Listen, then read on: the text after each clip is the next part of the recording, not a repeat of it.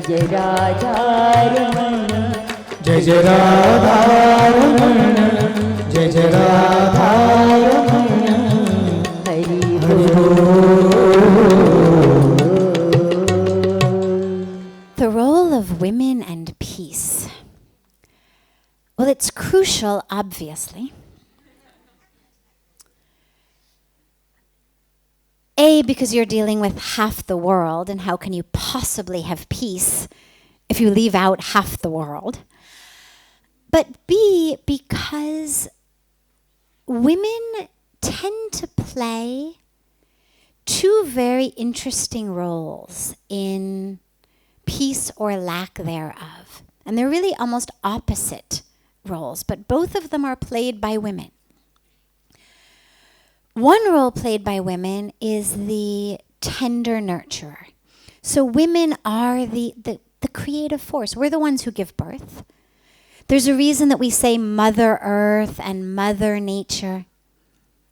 In Sanskrit, where we have genders with words, the power of creation, Shakti, is feminine. That which is created, Prakriti, nature, is also feminine. Shrishti, the creation, feminine. So this is the divine feminine, the power that brings it into existence, and that which is here.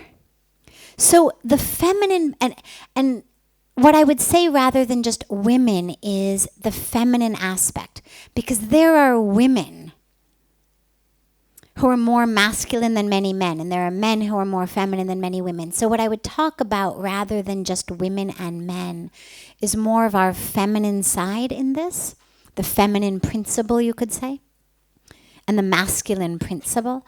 So the feminine principle is that which creates, that which then takes care and feeds. You know, you see mother whales swimming with their baby whales, right? I was at a conference in Hawaii in January, and they were talking about the humpback whales, and they go in the mothers after they give birth. They're the ones who bring the babies back. So it's creation, and it's the peaceful care for that creation. A dear, dear friend of mine, Dr. Vandana Shiva, speaks a lot about women as the seed keepers. That we don't necessarily think about how important seeds are when our food comes from the grocery store, but seeds are the stuff of life. And when our seeds start to get tinkered with, whether it's seeds in our body or the seeds in our agricultural fields, when they start to get tinkered with chemically, you lose both creation and you lose the healthy sustenance of that creation.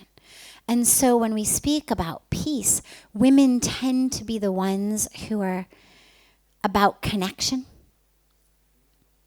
That tends to be much more of a feminine way to be, is the connection, the be with me, the hold my hand, And so it's an energy of let's make peace, it's okay, let's connect. It's a very beautiful energy in that way that's crucial, of course, to all peacemaking.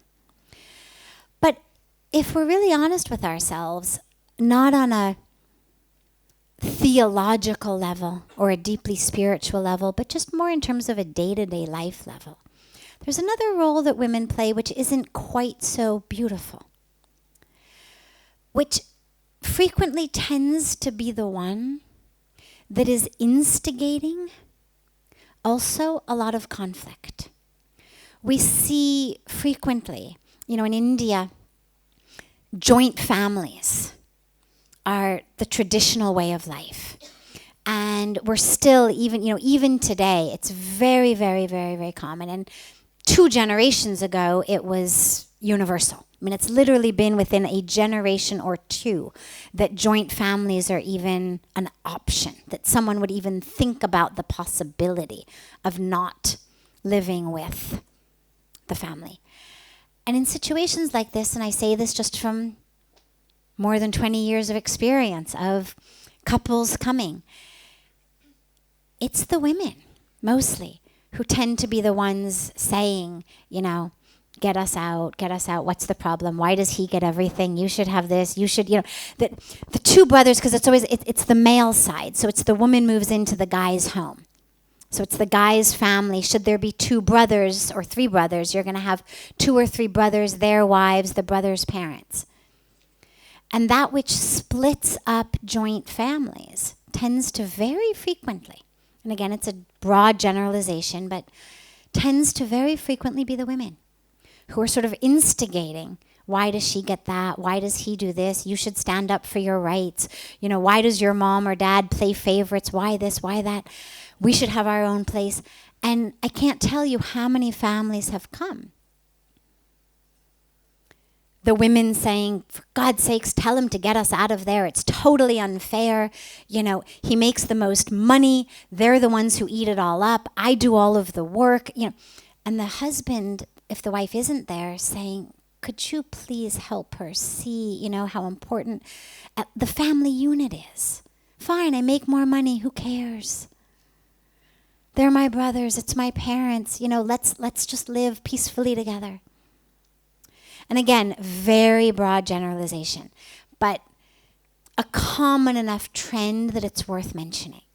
And so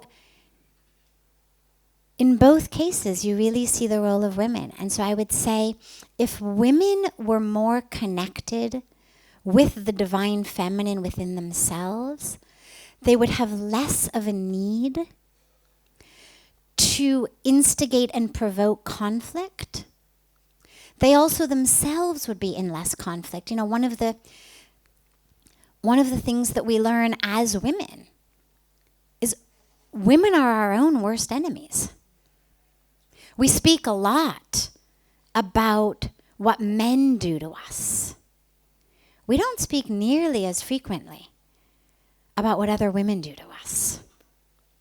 And if you dissect a lot of workplace dynamics, extended family dynamics, community dynamics, where there are women who there's problems, very, very frequently the problem, if not on the surface level, on an underlying level, is actually women instigating other women in conflict. So I really deeply believe that if the women could come together as the divine feminine, could stop competing, could stop cutting each other and really become that energy for each other, not just for the men in our lives, but for the women in our lives, that not only would our homes, our workplaces, our communities be so much more peaceful, but actually we could then use that energy that we're losing in these stupid, nonsense, little, petty stuff. And we could really use it to bring peace to the world.